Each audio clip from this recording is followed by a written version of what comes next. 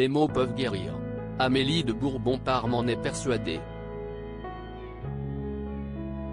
Ils lui ont permis de surmonter les épreuves, de plonger dans sa psyché, de renouer avec ses origines et de supporter la disparition si soudaine du père de ses deux fils, Igor Bogdanov, emporté par le Covid-19, le 3 janvier 2022, 6 jours seulement après son frère jumeau Grishka. Même si nous étions divorcés depuis 2018, nos liens étaient restés très forts. Sa disparition fut brutale, dramatique. Il faut apprendre à vivre avec, murmure-t-elle dans ce café où elle donne ses rendez-vous, près de l'école militaire.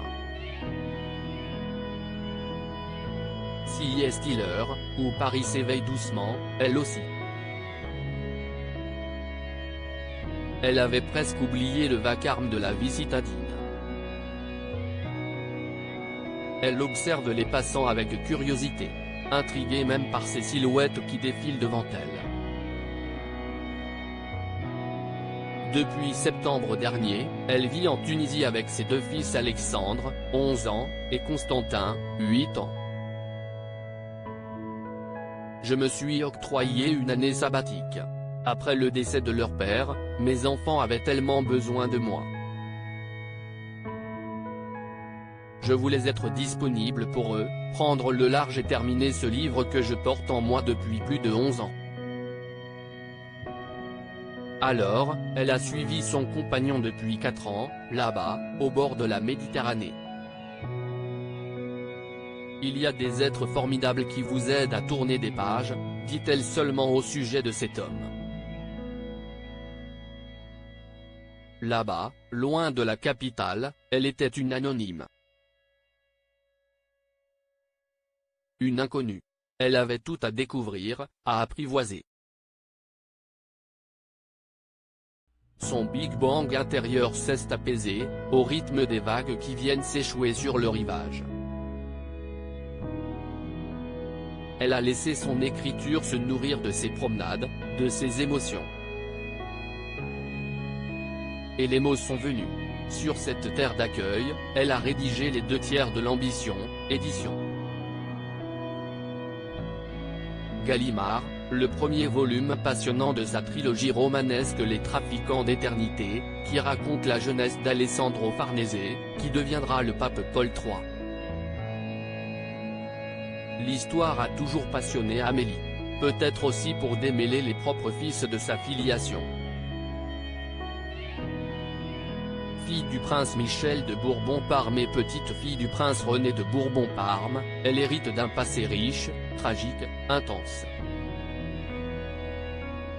Il aurait pu être lourd à porter?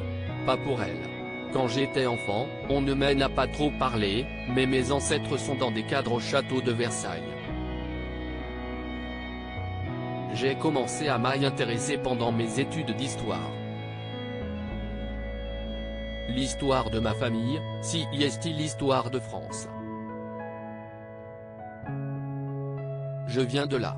Étudiante, elle se prend à aimer les personnages singuliers, hors normes, visionnaires. Cette passion ne la quittera plus.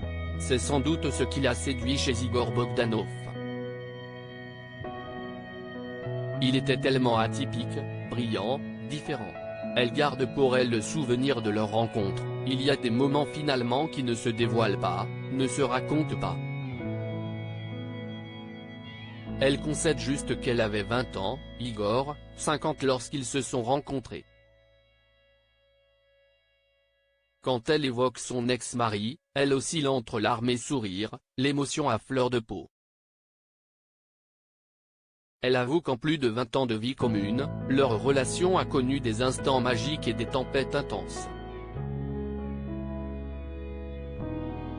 Il l'a poussée à écrire, à laisser libre cours à sa fougue romanesque.